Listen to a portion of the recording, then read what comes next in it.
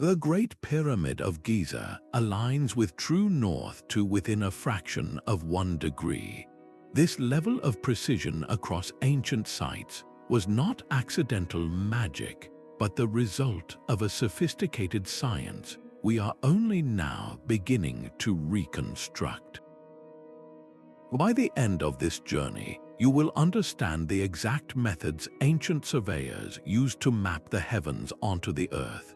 We will uncover how civilizations separated by oceans and millennia achieved near-perfect alignments using little more than sticks, shadows, and an intimate knowledge of the stars, leaving behind a puzzle that has challenged our modern assumptions for centuries.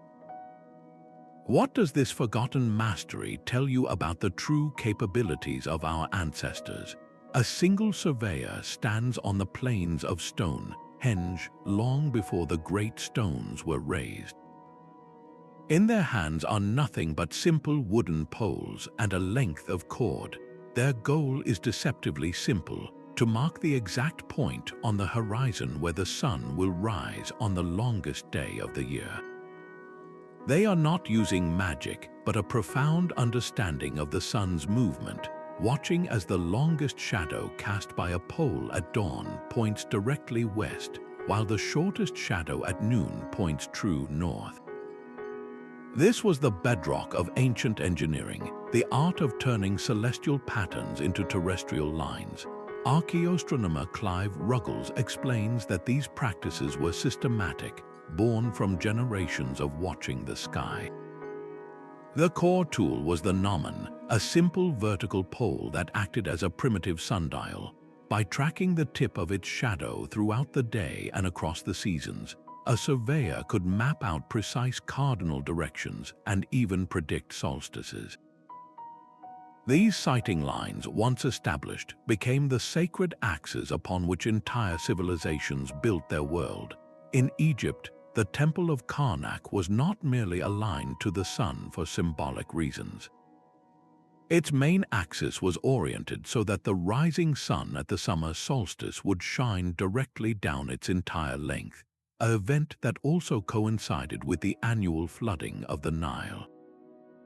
This was practical science, a way to synchronize human activity with the cycles of nature. Why did ancient builders invest such immense effort into this celestial choreography? They were weaving the fabric of the cosmos into the very foundations of their society, creating a permanent connection between the earthly and the divine.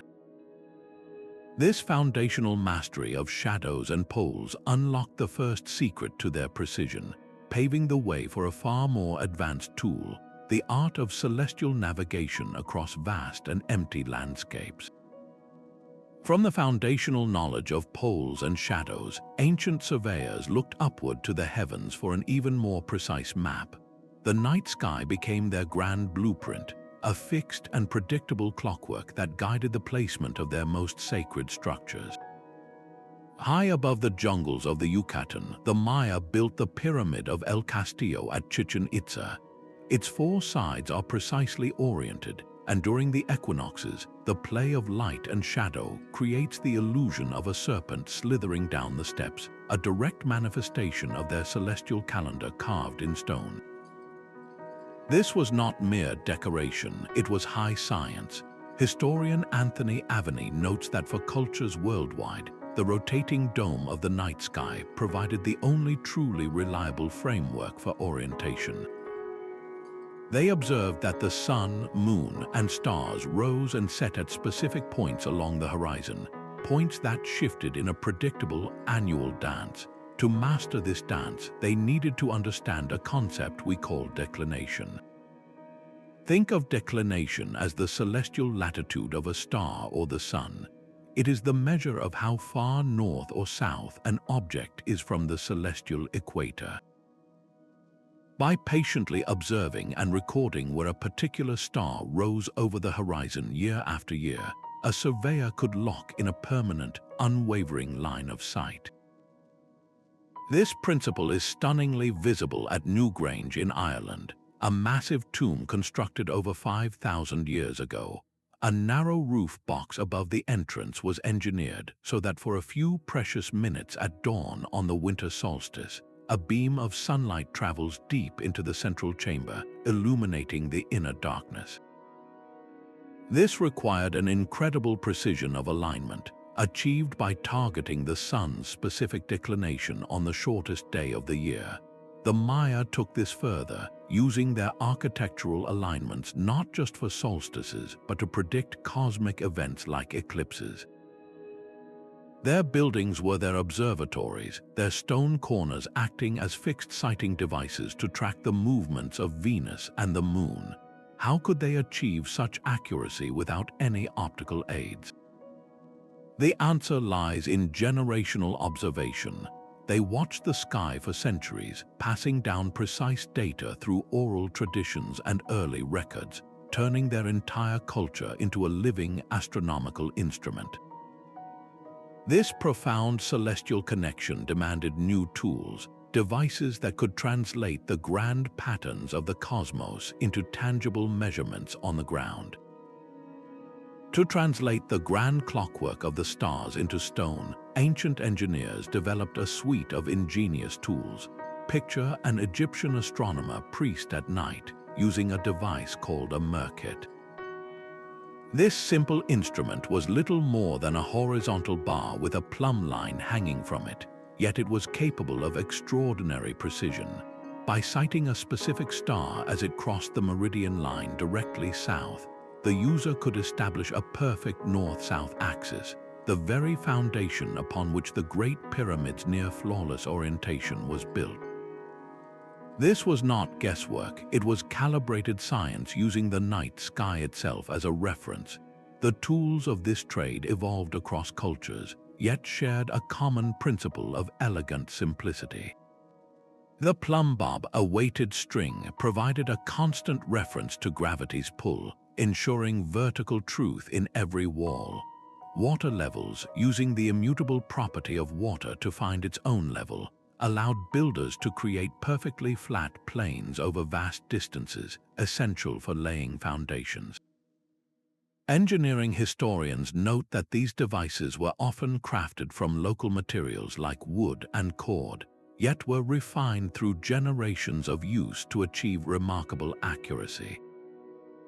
One of the most transformative tools was the Greek dioptra, a precursor to the modern theodolite. This sighting tube could rotate and tilt, allowing surveyors to measure both horizontal and vertical angles with unprecedented control, enabling the mapping of complex terrain and the alignment of structures over long, uneven ground. But for creating the perfect right angles seen in Roman cities and military forts, the tool of choice was the Groma. This device featured a cross-shaped frame with plumb lines hanging from each arm. By aligning two opposing lines with a starting point, a surveyor could sight along the other two lines to establish a perfect perpendicular line, a 90-degree angle. The incredibly precise grid layout of Pompeii, with its straight streets and square city blocks, stands as a lasting testament to the Groma's effectiveness in large-scale urban planning. Meanwhile, in China, the simple gnomon was used for more than just telling time or direction. By meticulously measuring the length of the shadow it cast at noon on the summer solstice, scholars could calculate their precise latitude on the Earth, a crucial piece of information for cartography and imperial administration. The sheer skill involved is perhaps best embodied by the Parthenon in Athens. Its flawless curves and subtle optical refinements, designed to correct for visual distortion, were achieved with these basic tools, proving that profound artistry could emerge from fundamental principles. What these simple instruments teach us is a powerful lesson in problem solving, that profound accuracy does not always require complex technology, but rather a deep understanding of natural laws and meticulous craftsmanship. This shared toolkit of human ingenuity was then adapted by each culture to meet their unique environmental and spiritual needs, beginning with the Egyptians, who turned celestial alignment into an act of statecraft. The sheer precision of the pyramids at Giza forces us to reconsider what was possible with ancient tools. To align the Great Pyramid's base to within a fraction of 1 degree of true north, Egyptian surveyors turned their gaze to the eternal circuit of the stars. They were not simply stargazers, they were master geometers using the night sky as their ultimate blueprint. Egyptologist Mark Lehner suggests they used a method involving 2 stars that circle the north celestial pole, stars we know today as Kochab and Mizar. A surveyor would set up a simple yet brilliant instrument, the Merkit, which was a horizontal bar with a plumb line. By using a forked sighting tool known as a bay, they could watch as one of these stars passed directly over the meridian line, the imaginary north-south line in the sky. The true genius was in watching a pair of stars simultaneously. As one star crossed the meridian above the pole and the other crossed below it, the precise midpoint between their positions would point directly to true north. This celestial triangulation, repeated over many nights, gave them a reference line of astonishing accuracy that could be translated to the ground using nothing more than a stretched cord. But how did they transfer this celestial line to the sprawling construction site with such perfection? The annual flooding of the Nile provided a naturally level clay surface, a giant drawing board wiped clean and flattened each year. On this perfect plane, they could lay out their initial lines with cords and stakes, creating the massive square base for the pyramid. The final, breathtaking precision was achieved with the pyramid's brilliant white casing stones. These highly polished flat stones were placed last, acting as a giant, adjustable frame. Builders could use these gleaming surfaces to make minute corrections, sighting along them to ensure every side was perfectly straight and every corner a perfect right angle. This obsession with celestial alignment extended beyond the pyramids to the Great Sphinx. Its gaze is locked precisely to the point on the horizon where the sun rises on the spring equinox, a moment of perfect balance between day and night. This was not a solitary act of construction but a sustained state project that required unwavering consistency over decades. The answer lies in a rigid, hierarchical organization of knowledge. A master surveyor would establish the primary cardinal axes, and teams of workers, each with a specific, repeatable task, would execute the plan under strict supervision. This system ensured that the original celestial alignment was maintained through every layer of stone, from the foundation to the capstone.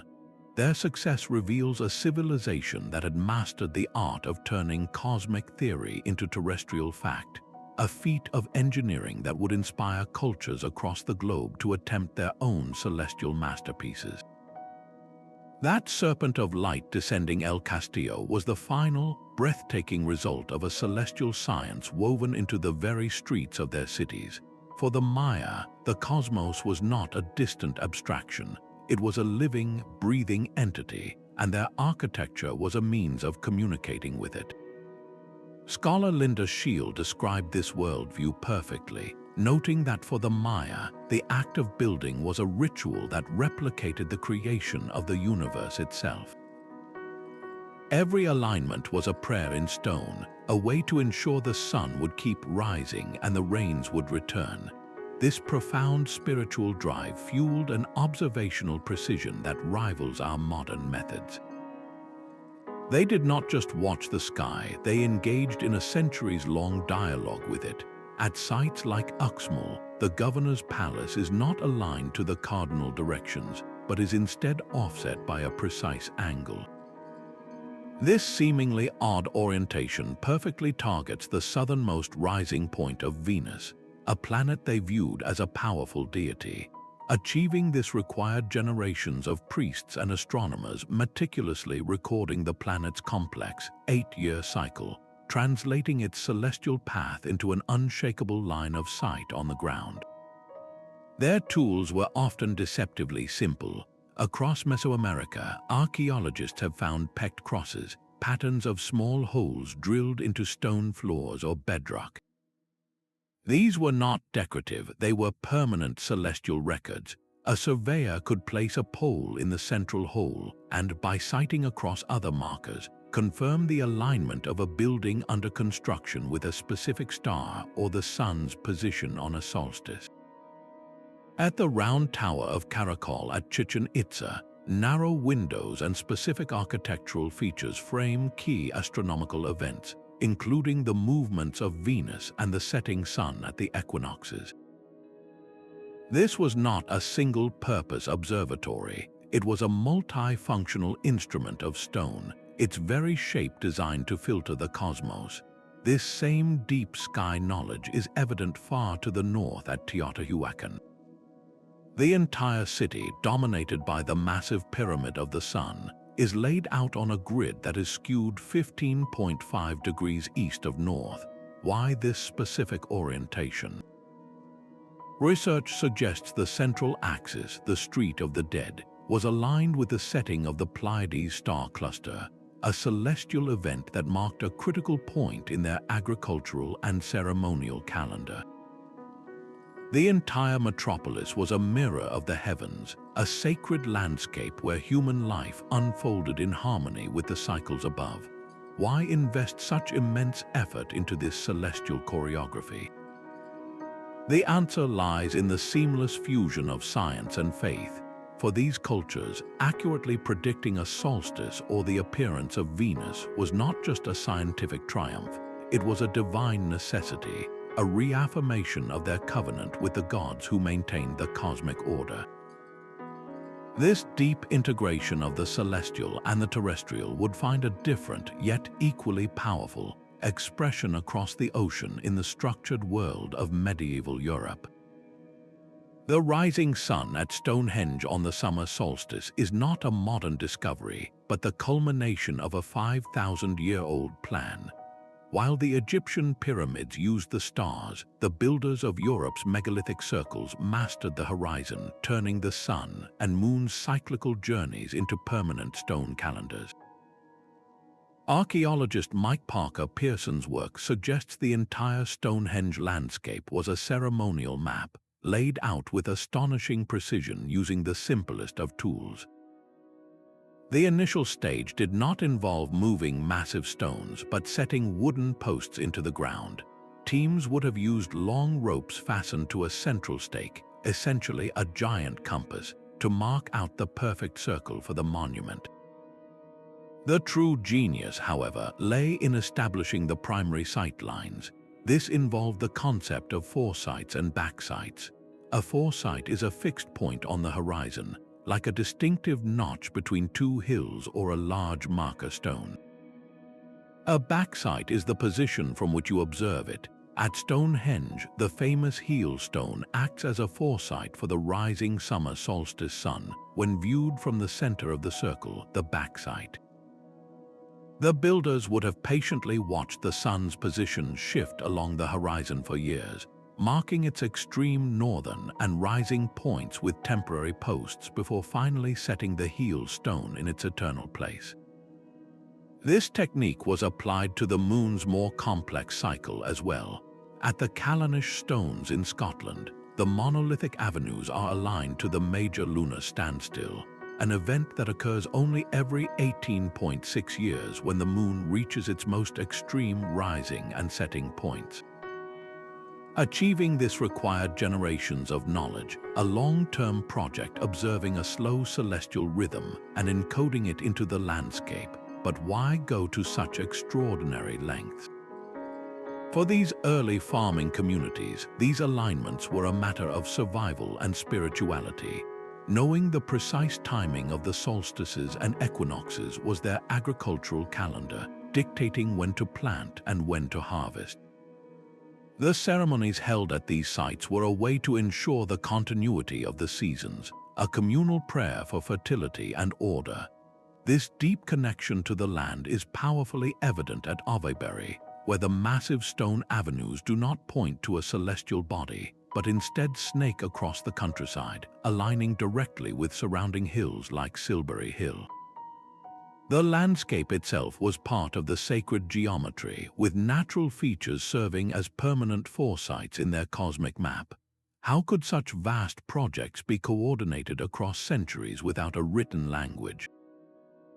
The answer lies in the power of collective memory and oral tradition. The knowledge of alignments and construction techniques was not held in books, but in songs, stories, and rituals passed down through generations. Each person had a role, from the surveyors who understood the stars to the thousands who transported the stones, all united by a shared belief system. This collective effort transformed abstract astronomical observations into a tangible, communal reality, proving that the most sophisticated technology they possessed was a unified cultural vision. The blueprint for perfection was not just written in the stars, but in the silent language of geometry. A Greek architect with only a compass and a straightedge could inscribe a 5-pointed star within the floor plan of a temple, locking the golden ratio into its very proportions. This was more than art, it was a mathematical philosophy made solid, a belief that certain ratios resonated with a fundamental harmony of the universe. This geometric imperative was a global phenomenon, the hidden framework behind the stunning precision of ancient sites. In Egypt, the sides of the Great Pyramid form a near-perfect square, and the ratio of its perimeter to its height is remarkably close to 2 times pi. This suggests the builders possessed a practical, if not theoretical, understanding of this fundamental constant, using it to ensure structural integrity and symbolic meaning on a colossal scale. The Greek historian Herodotus recorded that this geometric mastery sprang from a very practical need, the annual flooding of the Nile. Each year, the river would wipe the land clean, and surveyors known as rope stretchers were summoned to re-establish property boundaries. Using a knotted cord, they could quickly create perfect right angles by forming a triangle with sides of 3, 4, and 5 units, a simple application of the Pythagorean theorem millennia before Pythagoras was born. This practical geometry was codified into a standardized unit of measurement, the royal cubit, which ensured every worker from quarry to construction site was building to the same exact scale. But why embed such complex mathematics into a building? The Parthenon in Athens provides the answer. Its facade is not a simple rectangle, but a series of subtle curves and proportional relationships based on the golden ratio. This specific ratio, where the whole is to the larger part as the larger part is to the smaller, creates a visual harmony that the human eye finds inherently pleasing.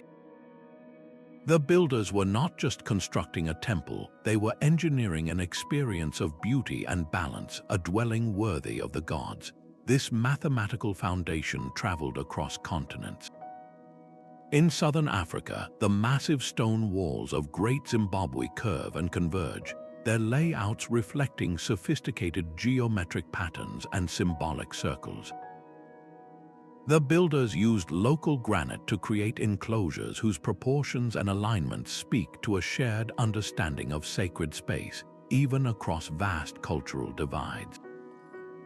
The question remains, why did cultures with no contact with one another all arrive at the same conclusion, that mathematics was the key to building the sacred? The answer lies in the nature of reality itself. They observed that geometric principles governed the natural world, from the spiral of a nautilus shell to the hexagonal cells of a honeycomb. By encoding these universal patterns into their architecture, they were not merely building structures, they were aligning their creations with the cosmic order, making the intangible principles of the universe tangible and permanent. This profound reliance on geometry provided the final, unshakable foundation for their surveying triumphs, a system of measurement so robust it could guide the placement of cities and the raising of pyramids for millennia. That Indian mathematician laying out a sacred altar knew something profound about the universe. the cord in their hands was not just a tool, it was a bridge between abstract numbers and the physical world. The Sulba Sutras, ancient texts of ritual geometry, provide clear instructions for constructing squares and rectangles, and even offer a remarkably accurate value for the square root of 2, all to ensure the altar's precise proportions for ceremonial purposes. This was not math for its own sake, it was math for manifesting the sacred. Across the ancient world, this practical application of mathematics was the engine behind every perfect alignment. In Egypt, the Rhind mathematical papyrus reads like a training manual for a state surveyor. It presents problems about calculating the slope of a pyramid's face, known as the seat, and determining the area of a field. Their solutions reveal a society that had mastered the arithmetic and geometry necessary to manage massive construction projects and redistribute land after the Nile's annual flood. The core principle they relied upon, perhaps the most powerful in the ancient surveyor's toolkit, was the geometry of similar triangles. Think of two triangles that are different in size but identical in shape. By understanding this relationship, a surveyor could measure the inaccessible. To determine the height of a ziggurat or the distance across a wide river, they could simply measure the length of a shadow cast by a small, known pole. They would then compare this to the immense shadow of the structure itself. Using the proportional relationship between the two triangles, they could calculate the towering height without ever having to climb it. This method provided the foundational data needed for every ramp, every tier, and every stairway. The step pyramid of Djoser, the first of its kind, showcases this mathematical precision in stone. Its complex, layered structure required consistent angles and stable slopes, achievements that would have been impossible without a working knowledge of advanced calculation. These mathematical ideas were not confined by borders. They traveled along the Silk Roads and sea lanes carried by merchants and scholars. Greek geometry met Babylonian algebra in the great trading hubs, and Indian numerals eventually found their way into the Islamic world, where trigonometry was refined into the powerful tool we know today. This cross-cultural exchange of knowledge meant that a surveying technique perfected along the Indus River could, centuries later, influence the layout of a city in the Mediterranean. But how did these abstract numbers and ratios translate into such flawless physical form? The answer lies in the cultural imperative that drove the entire endeavor. For these civilizations, mathematical precision was a form of reverence. A perfectly square temple was not just architecturally sound, it was a microcosm of a perfectly ordered universe. Building with geometric perfection was a way to honor the gods, who they believed governed a cosmos of immutable laws. This deep-seated belief that their buildings must reflect celestial harmony is what transformed a theoretical calculation into a precisely laid stone, pushing ancient engineers to achieve a level of accuracy that still inspires wonder. A priest on a high Andean ridge does not see the sky as empty space, but as a sacred map. He watches the sun's descent, waiting for the moment it touches a specific stone pillar on the horizon, a signal that the planting season must begin. This was the living heart of ancient alignment, a technology of meaning that wove celestial events into the very fabric of community life. Across the globe, these precise orientations were never just about engineering, they were profound statements of belief. Anthropologist Mircea Eliade described this worldview through the concept of the axis mundi, a spiritual axis where temples and mountains served as bridges connecting the human world to the realm of the gods. A pyramid was not merely a tomb, it was a ramp for the pharaoh's soul to ascend. A stone circle was not just a calendar, it was a portal. This fusion of the practical and the divine is brilliantly illustrated at Fajada Butte in Choco Canyon. Here, a spiral petroglyph carved into a shadowed rock face is transformed by a dagger of sunlight.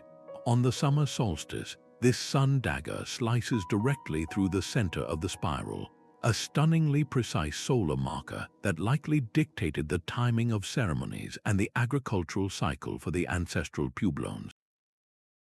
The alignment served a dual purpose. It was both a functional clock and a powerful ritual, reinforcing the community's dependence on and connection to the cosmic order. Such celestial choreography also served to legitimize rulers and unify people. When a king could demonstrate a direct line to the heavens, his authority was seen as divinely ordained.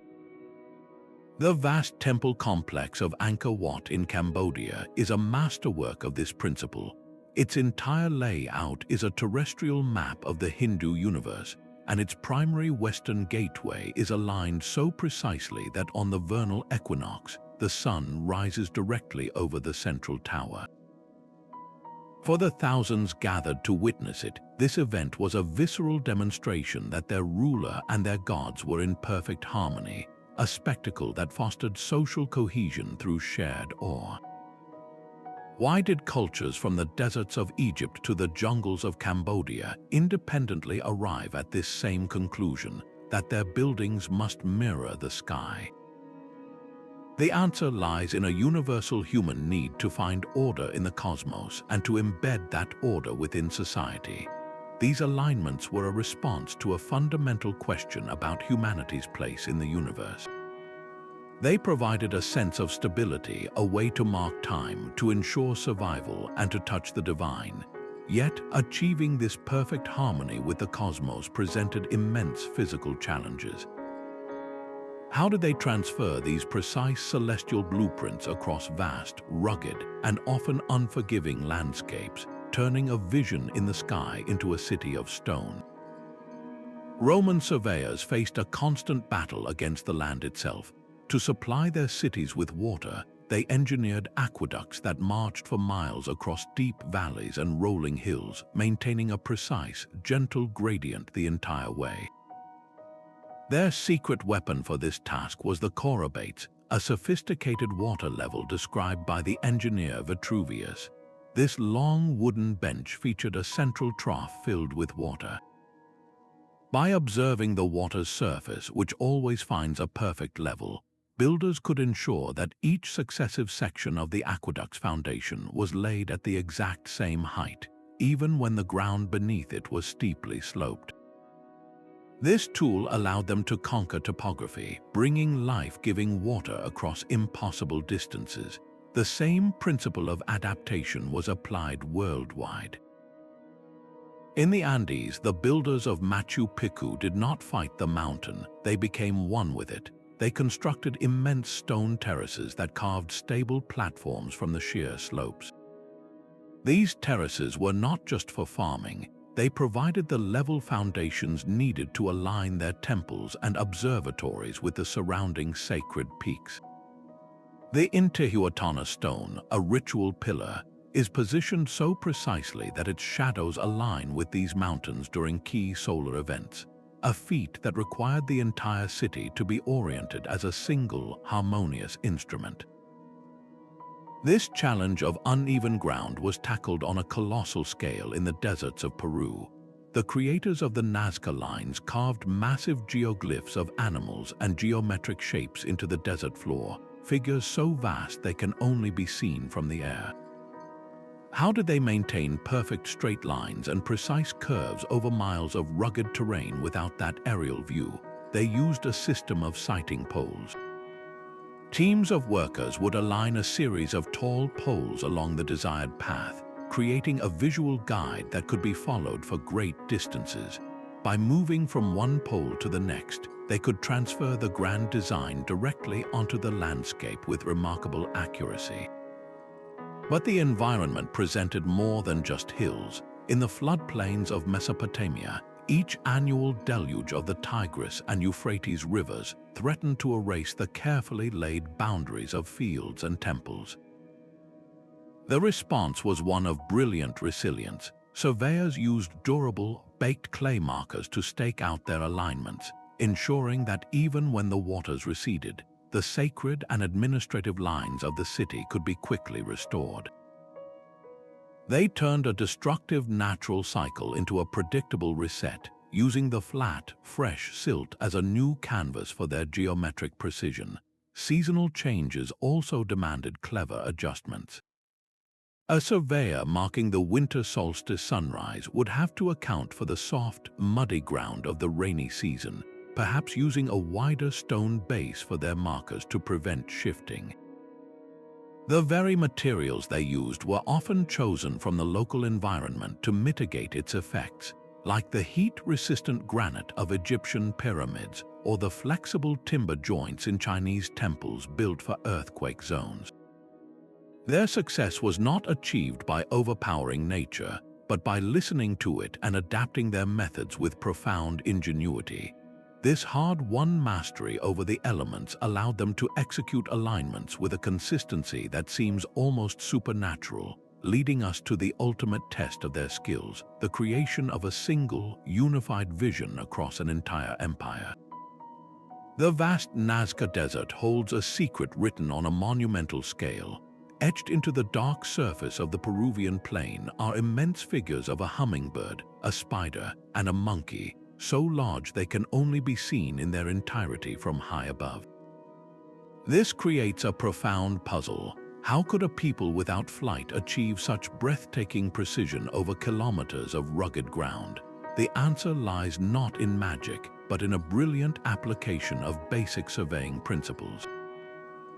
Researcher Maria Reich dedicated her life to studying these lines, proposing that the Nazca used scaled models to transfer their intricate designs. A small plot of land could be marked with a detailed diagram of a spider. Using a consistent unit of measurement, teams could then scale the design up, driving a series of stakes and connecting them with ropes to outline the massive figure on the desert floor. The desert itself was their perfect canvas, a stable, flat surface where markings could last for centuries. For the long, straight lines that stretched to the horizon, the method was even more straightforward. By establishing a central vantage point, surveyors could set a line of sight using 2 or more marker posts. Workers would then clear the dark surface stones along this guided path, exposing the lighter-colored earth beneath to create a stark, unerring line. The famous Nazca spider geoglyph demonstrates this mastery of proportion. Its complex, slender legs were rendered with perfect symmetry across a vast distance, a feat requiring not just skill, but also rigorous communication and a shared understanding of the final vision. But why invest such immense effort into creating art that they themselves could never fully see from the ground? The purpose was likely deeply woven into their survival and spirituality.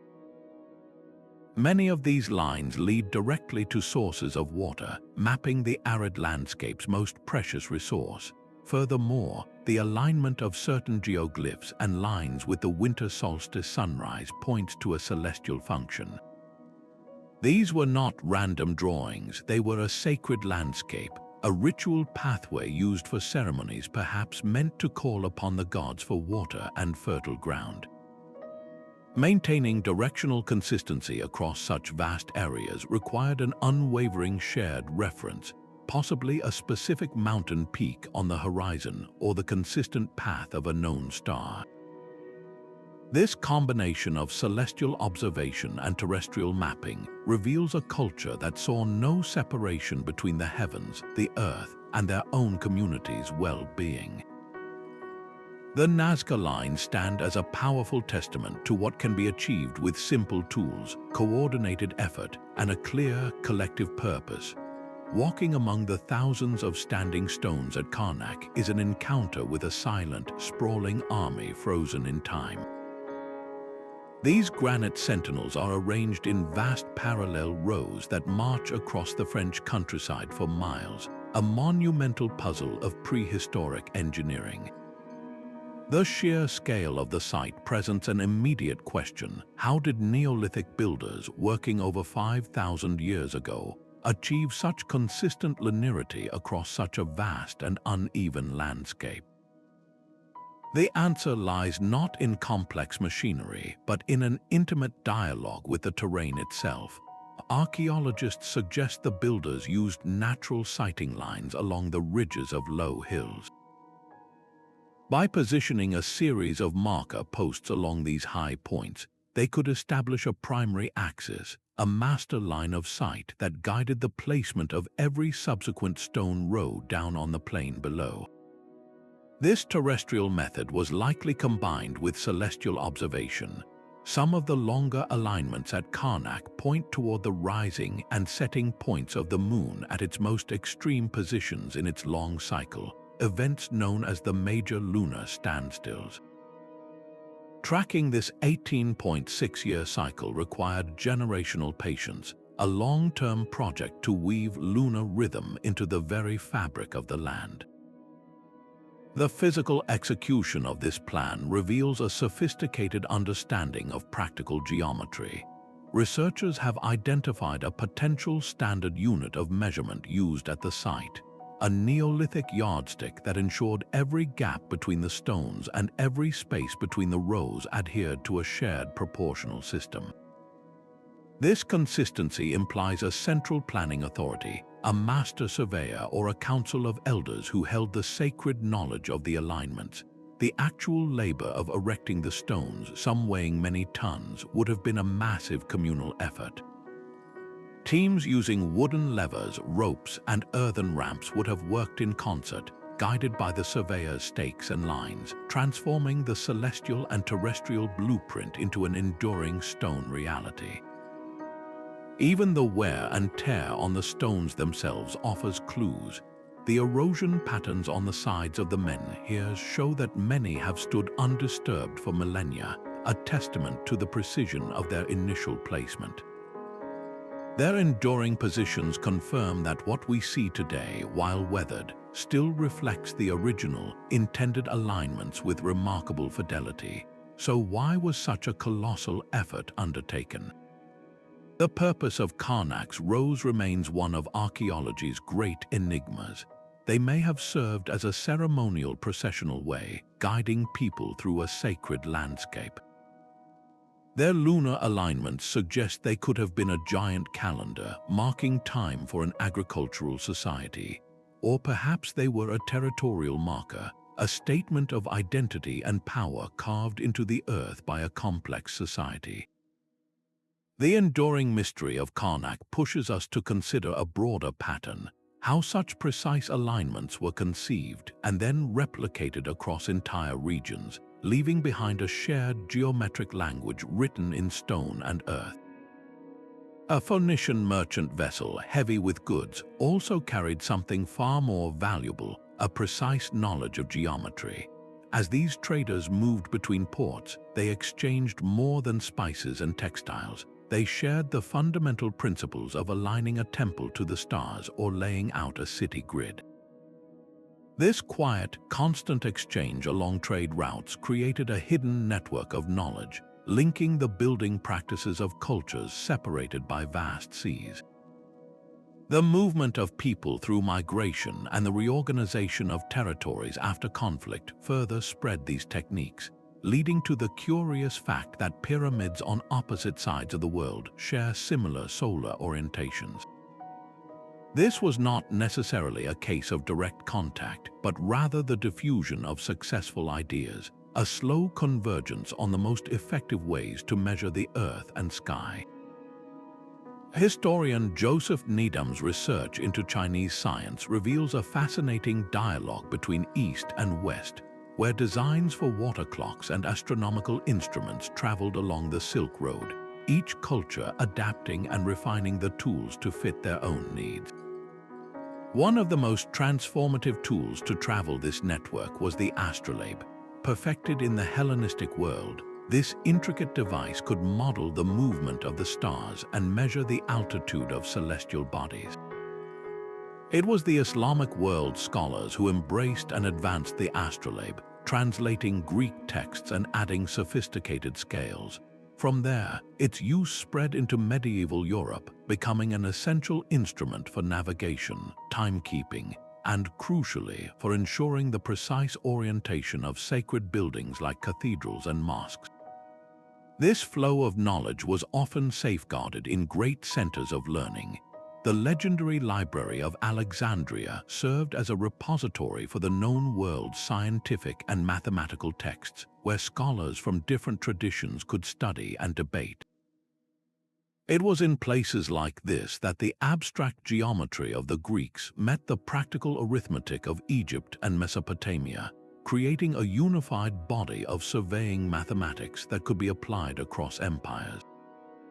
But how was this intricate, hands-on knowledge preserved and passed down before the age of printing? The answer lies in the powerful continuity of oral tradition and the master-apprentice relationship. A young surveyor would not learn from a book but by watching his teacher. He would listen to the chants used to remember key star positions, practice tying the specific knots for a measuring cord, and repeat the geometric proofs until they became second nature. This direct transmission from one generation to the next ensured that a technique for finding true north, developed in ancient Egypt, could survive for millennia, its core principles intact even as the languages and cultures around it changed. This interconnected history challenges the idea of isolated genius, revealing instead that many of humanity's greatest architectural achievements were the result of shared innovation, a collaborative project spanning continents and centuries. Our modern attempts to understand their methods are, in a way, the latest chapter in this long conversation, as we use our own tools to listen to the silent wisdom they left behind in stone. A team of archaeologists stands in an open field, attempting to mark a perfect north-south line using only a wooden pole and a length of rope. This is not a theoretical exercise, but the core of experimental archaeology, a field dedicated to testing historical hypotheses by physically recreating the past. Researchers like Alexander Thom, who meticulously surveyed hundreds of megalithic sites, proposed that Neolithic builders used a standard unit of measurement and sophisticated geometry. Today's experiments put those ideas to the test, using replica tools to see if such precision is truly achievable with the materials available thousands of years ago. The process is humbling. A simple gust of wind can sway a plumb line, a misjudgment in a knot's placement can throw off an entire angle, and the patience required to track a star's path over multiple nights is immense. These are the human factors often lost in theoretical models, the tangible challenges ancient surveyors faced and overcame. To validate their work, modern teams first use high-precision instruments like theodolites to confirm the exact alignments of ancient structures with celestial events. They might map the orientation of a stone row at Karnak against the moon's major standstill position. Once the intended alignment is digitally verified, they put away the modern technology and attempt to replicate it using only period-appropriate tools like Gromas, wooden stakes, and sighting poles. One of the most compelling reconstructions involved the Great Pyramid's alignment to true north. Researchers using a replica Merkit and citing a specific pair of stars, as the Egyptians might have, were able to establish a north-south axis accurate to within a fraction of a degree. This experiment demonstrated that the method was not only feasible but remarkably reliable, transforming a grand architectural mystery into a repeatable, human-scale procedure. A significant challenge in these reconstructions is accounting for precession, the slow wobble in the Earth's rotation that gradually shifts the position of the stars over a cycle of 26,000 years. The North Star today, Polaris, was not the North Star when the pyramids were built. Researchers must use complex astronomical software to rewind the sky, identifying which stars would have been circling the celestial pole at the time of construction to ensure their experiments are historically accurate. What do these painstaking efforts reveal about the ancient surveyors themselves? They speak of a life dedicated to meticulous observation, of knowledge passed not through textbooks but through practice. The successful alignment of a stone circle was not a single event, but the culmination of a lifetime of skill, a deep familiarity with the local horizon, and an unwavering cultural commitment to celestial order. These reconstructions do more than just validate ancient techniques. They bridge a profound gap between past and present. They encourage us to look at our own challenges with a similar spirit of ingenuity, asking what timeless principles of observation and adaptation we might apply to contemporary issues of design and sustainability. This living dialogue with the past reveals that their greatest legacy was not just the stones they left behind, but a methodology of profound patience and precision. A drone glides silently over the dense Cambodian jungle, its LiDAR scanner piercing the canopy with laser pulses. Below, a hidden city emerges on a digital map, revealing a vast network of roads and canals aligned with celestial precision. This is not science fiction, but the new frontier of archaeology, where technology allows us to see the ancient world through the eyes of its builders. Digital archaeologist Damian Evans has used this very technology to uncover that the entire Angkor Wat complex is part of a sprawling urban grid, with temples and waterways oriented to cardinal directions on a scale previously unimaginable. The lasers do not disturb a single stone, yet they unveil a master plan etched into the landscape, a testament to the non-invasive power of modern tools.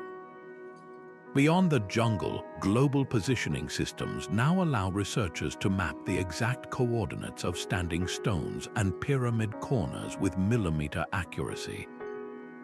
This data reveals subtle patterns, like the consistent offset of a ceremonial avenue to account for the slow precession of the equinoxes, a correction that would have taken generations to observe.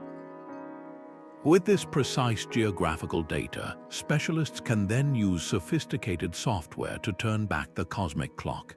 They reconstruct the exact night sky as it appeared over the Salisbury Plain 4,000 years ago, testing whether a specific alignment at Stonehenge truly framed a long-forgotten star. These digital models have confirmed that the monument's architecture functions as a sophisticated calendar, marking not only the solstices but also the more complex 18.6-year cycle of the moon. But this powerful technology comes with a profound responsibility. The ethical use of these tools requires a deep respect for cultural heritage. Scanning a sacred site is a privilege, and researchers work closely with local communities to ensure that digital exploration does not overshadow spiritual significance or lead to unwanted physical intrusion. The primary goal is preservation through understanding, not disruption. So how has this technological lens transformed our perception of the past? It has erased any lingering doubt about the intentionality behind these designs. We can now see that what looks like a solitary temple is often one node in a vast, geographically precise network, a conscious effort to harmonize human construction with the immutable laws of the cosmos. This digital confirmation of their skill makes the final piece of the puzzle even more compelling: the startling accuracy of their methods when measured against our own modern standards. The Great Pyramid's alignment to true north is not perfect, but its error is astoundingly small. Surveys by Flinders Petrie in the 19th century revealed a deviation of just 1/15 of a single degree, a tolerance so minute it speaks volumes about the builder's ambition. This was not a mistake, but a reflection of the physical and human limits they worked within. Every ancient site carries these subtle fingerprints of its creation, small variances that tell a deeper story about the challenges of turning a celestial vision into earthly stone. Experts use statistical analysis to weigh these imperfections, calculating the probability that an observed alignment could occur by random chance. When dozens of structures across a culture all point toward the same celestial event, the pattern confirms intentional design, even if individual buildings are a fraction of a degree off. The Maya, for example, meticulously tracked the complex cycles of Venus, yet their architectural alignments to the planet sometimes show slight discrepancies. These tiny errors are not failures, but evidence of the immense difficulty of predicting a celestial body whose cycle spans 8 years, using only naked eye observations passed down through generations. Geological forces also introduce shifts over vast stretches of time. The ground beneath our feet is not entirely stable, with gradual tectonic movement or soil settlement potentially tilting a monolith ever so slightly from its original position. A stone circle erected 5,000 years ago may no longer point to the exact spot on the horizon it was designed to mark, not because the builders were imprecise, but because the Earth itself has slowly changed. Why did these master builders accept such tolerances? Their priorities were likely a balance of celestial fidelity and practical necessity. Achieving a near-perfect alignment was a sacred duty, but so was completing the monument within a human lifetime. A deviation invisible to the naked eye, requiring modern instruments to detect, would have been an acceptable margin for a project that served its community for centuries. This nuanced understanding does not diminish their accomplishments, it humanizes them. It reveals a culture striving for an ideal, working with the materials and knowledge they had, and achieving a level of precision that often meets or exceeds what we might expect. Their work stands as a powerful testament to what is possible with profound patience and skill, inviting a fascinating comparison with the standards we hold ourselves to today.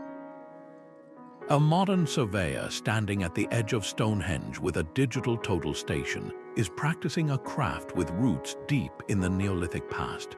The sleek instrument before them measures angles and distances with laser precision, yet its fundamental purpose is identical to that of the wooden posts and ropes used 5,000 years ago to establish a true line across the landscape. Contemporary professionals often express a deep respect for these ancestral methods, acknowledging that their own work is built upon the ancient bedrock of establishing baselines and calculating angles. The core geometric principle of triangulation, used by Roman engineers to map their vast empire with the Groma, is the very same logic that underpins the satellite signals used today. The tools have transformed, but the underlying mathematics are timeless. The most revolutionary shift came with the advent of the global positioning system. Where ancient astronomers patiently tracked the circumpolar stars to find true north, modern receivers now lock onto a constellation of satellites to pinpoint a location on the Earth to within a few centimeters.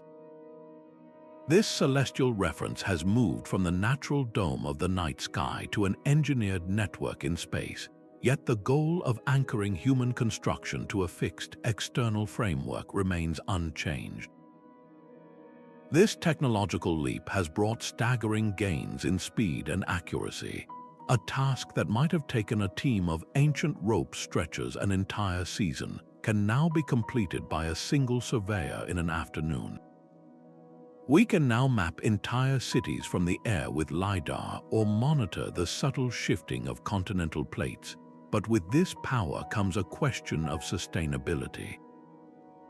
What can modern engineering learn from the resourcefulness of its ancestors? The ancient approach was inherently sustainable, using locally sourced materials like wood, stone, and water.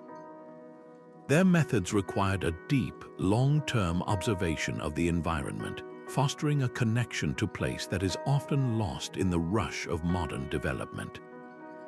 The enduring legacy of these ancient innovations is not found in any single tool, but in a persistent human drive to impose order on the world.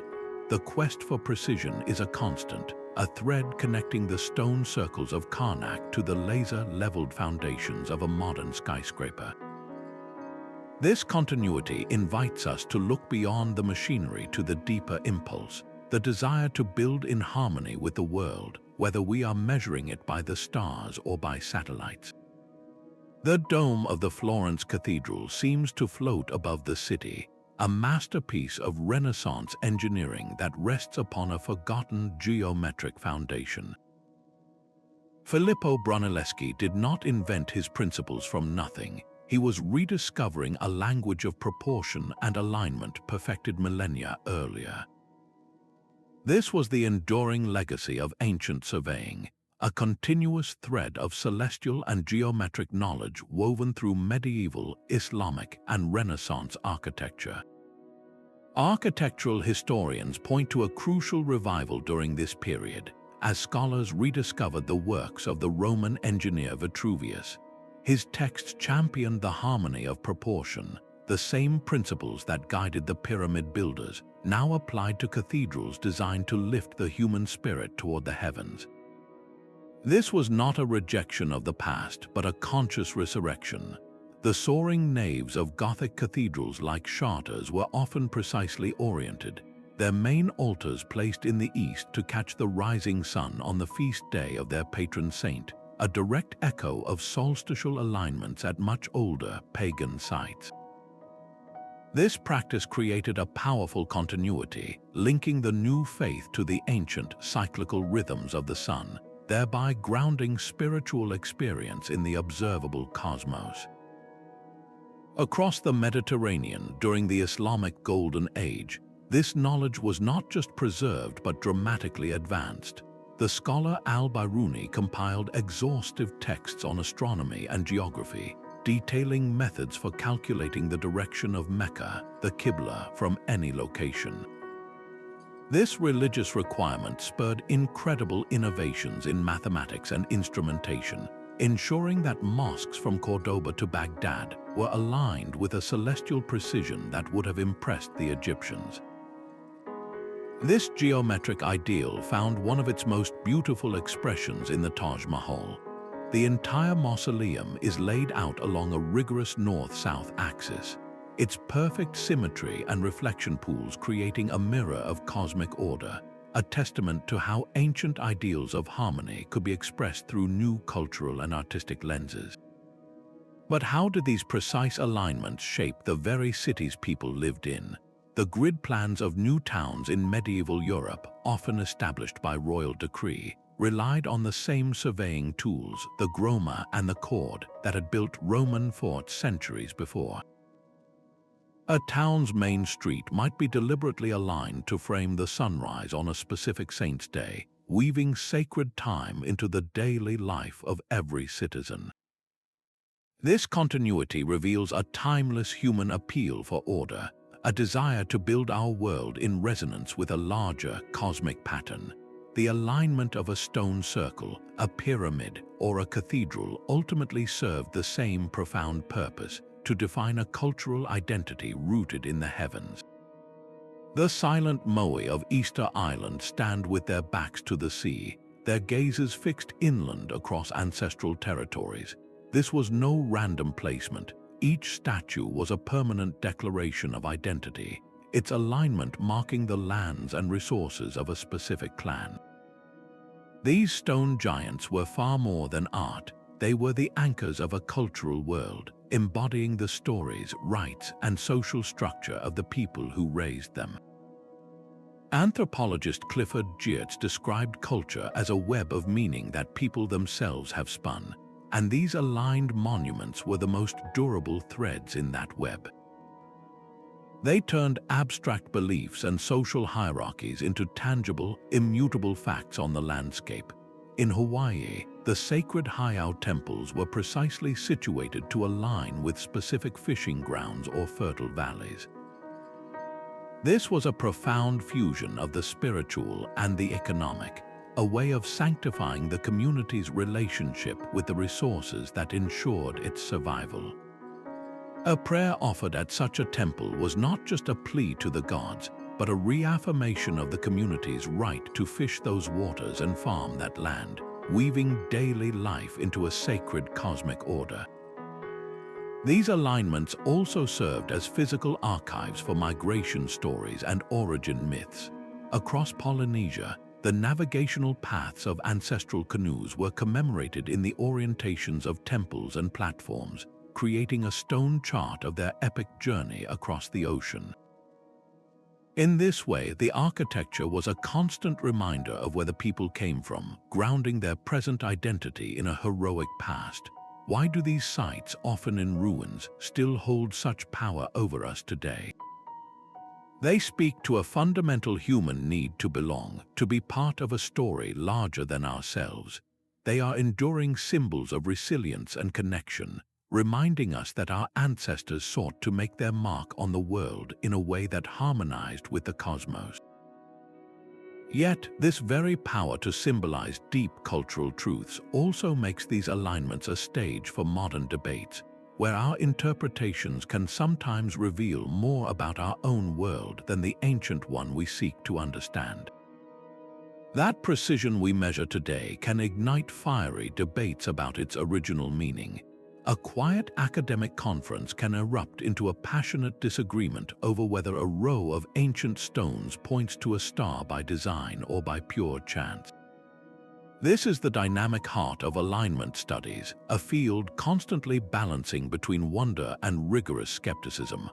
Archaeologist Keith Kintig has famously urged caution, warning that human brains are pattern recognition engines, hardwired to find connections even in random noise.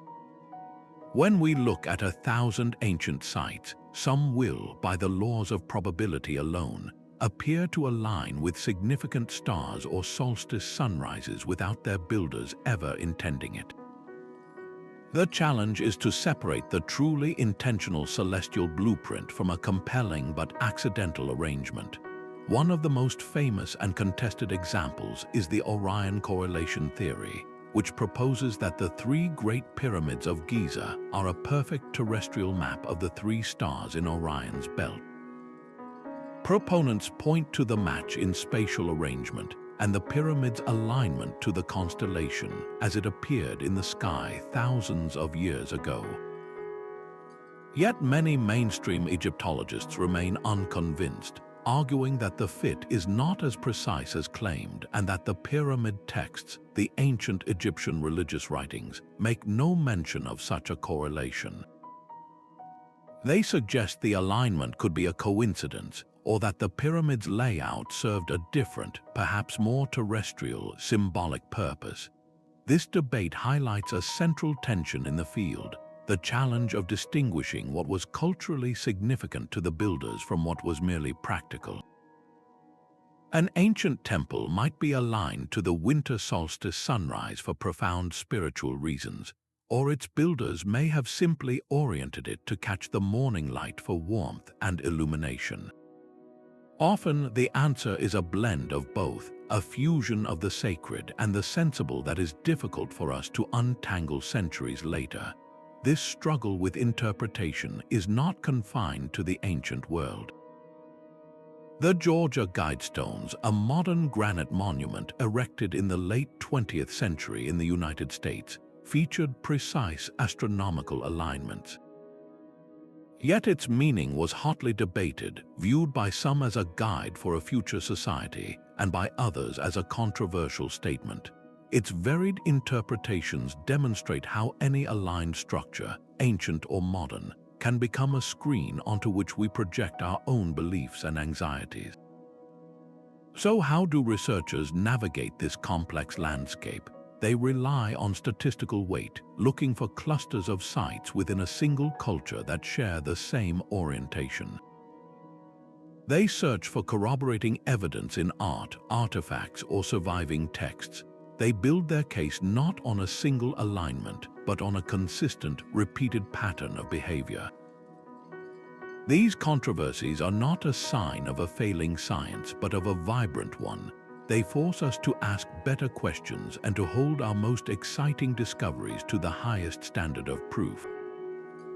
In doing so, we honor the past not by accepting every fascinating story, but by striving to hear its true voice, a voice that often speaks in whispers rather than shouts. A quantum sensor placed at the base of the Great Pyramid might one day read the faintest whisper of a magnetic anomaly, a ghost of the construction process itself. This is the new frontier of alignment research, where tools from particle physics and computer science are opening windows into the ancient mind. Innovators are now deploying advanced imaging like muon tomography, which uses cosmic rays to peer deep inside massive structures, searching for hidden chambers or internal features that might explain their precise orientation. The sheer volume of data from these global sites is staggering, but artificial intelligence offers a key. Machine learning algorithms can analyze thousands of site orientations, cross-referencing them with astronomical data and environmental factors to find patterns no human eye could ever detect across continents. This digital race is also a rescue mission. As climate change erodes coastlines and urban sprawl encroaches on sacred grounds, teams are using satellite imagery and three-dimensional laser scanning to create perfect digital twins of these vulnerable sites, preserving them for future study even if the originals are lost. This urgent work is revealing a profound new respect for indigenous knowledge systems. The oral traditions of First Nations peoples in Australia, for instance, contain detailed star maps and seasonal calendars that correspond perfectly with archaeological findings, reminding us that scientific data is not the only valid record of celestial observation. What untapped mysteries might these combined approaches uncover? Perhaps we will find that alignments were not merely symbolic but functional, acting as vast geodetic markers in a global network we are only beginning to perceive. This ongoing quest is more than a technical challenge. It is a philosophical journey that forces us to reconsider the very nature of human ingenuity and our timeless desire to find our place in the cosmos. A perfectly square temple foundation offers more than structural integrity. It provides a profound sense of peace. This deep-seated satisfaction points to a fundamental human impulse, the desire to find and create order in a world that can feel overwhelmingly chaotic. Ancient builders were not just engineers, they were philosophers in stone, grappling with the same questions that would later occupy thinkers like Plato. He argued that geometry was the eternal language of the universe, a path to understanding truths that transcended the messy, imperfect world of the senses. When a surveyor laid out a city grid-aligned to the cardinal directions, they were essentially writing a sentence in that language, asserting that human society could and should reflect the perfect mathematical harmony of the cosmos. This philosophical drive is beautifully crystallized in the design of Hindu temples. Their layout is a mandala, a cosmic diagram representing the universe. Every concentric wall, every tower, and the central shrine itself are positioned according to precise geometric rules, transforming the entire structure into a tool for spiritual journey from the outer material world to the inner divine core. The alignment is not merely directional, it is dimensional, mapping a philosophical concept onto physical space. Similarly, the placement of Buddhist stupas often creates a direct visual axis with a distant, sacred mountain. This alignment is a silent teaching on the path to enlightenment, a permanent reminder that spiritual ascent involves orienting one's entire being toward a higher reality. The stupa does not just point toward the mountain, it symbolically becomes the mountain, a man-made peak echoing a natural one, both reaching for the heavens. This stands in quiet contrast to many modern perspectives, where science, spirituality, and daily life often occupy separate, fragmented spheres. For ancient cultures, these domains were a single, unified whole. Observing the stars was a scientific act, a religious duty, and a practical necessity for survival all at once. Why does a straight line or a perfect right angle feel so inherently right to us? It speaks to a deep cognitive need for predictability and structure. In a universe of entropy and randomness, creating a precise alignment was a powerful act of meaning-making. It was a declaration that humanity had a place and a role within the grand cosmic scheme, a way to touch the eternal through the careful arrangement of stone. This timeless pursuit of harmony invites us to consider what forms our own search for order takes today, and what we might learn from those who built their philosophies directly into the earth. A modern eco-village designed today might use the sun's path not for ceremony, but for cutting heating bills in half. This is the living legacy of ancient alignment, where passive solar design echoes the same principles that guided temple builders millennia ago. Architects specializing in sustainable building now look to these old methods, recognizing that aligning a structure to capture the winter sun's warmth while blocking the harsh summer rays is a form of high-performance wisdom. It reduces a building's reliance on artificial energy, creating comfort through intelligent design rather than complex technology. This approach mirrors the ancient commitment to working with natural cycles, not against them. The true lesson, however, extends beyond the placement of a single building. The massive communal effort required to raise Stonehenge's stones speaks to a different kind of resource: social cohesion. In an age of digital isolation, collaborative local projects, from building a community garden to restoring a watershed, can forge the same powerful bonds. These shared endeavors create a sense of common purpose and collective ownership, turning abstract neighbors into a genuine community. Ancient builders also understood resilience because they had no other choice. They used local stone, local timber, and local knowledge, creating structures that were inherently suited to their environment. This principle of using locally sourced, low-impact materials is a cornerstone of modern green architecture, reducing transportation costs and enhancing a building's harmony with its place. Perhaps the most challenging lesson for our fast-paced world is the value of long-term observation. Ancient astronomers watched the sky for generations before committing their alignments to stone. In our era of instant results, this teaches the profound power of patience, of learning the subtle rhythms of a specific place before imposing a design upon it. How can we integrate this slower, more observant way of thinking? It begins by valuing quality and longevity over speed, and by designing our spaces not just for our own lifetimes, but for the community that will inherit them. These time-tested approaches invite a return to mindful design, where every building is a thoughtful response to its environment and a testament to the people who built it together. The journey from the pyramids to the laboratory reveals a profound truth about ancient mastery. We have seen how simple poles and shadows could chart the solstices, and how the unwavering stars provided a celestial map for laying out entire cities. The ingenuity of tools like the Egyptian merkit and the Roman Groma demonstrates that profound accuracy was achievable with elegant, fundamental principles. From the vast desert lines of Nazca to the towering stones of Stonehenge, each culture adapted these methods, driven by a powerful fusion of practical need and spiritual belief. Their goal was to weave the cosmic order into the fabric of their daily lives, creating a permanent harmony between heaven and earth. Modern reconstructions and digital archaeology have validated their techniques, proving that these alignments were not accidental but the result of meticulous generational observation. The quiet exchange of this knowledge along trade routes and its enduring legacy in later architecture shows a shared human quest for precision. This topic captivates us because it bridges the divide we often see between science and spirituality, offering a holistic vision of human ingenuity where every aligned stone was both a scientific instrument and a prayer.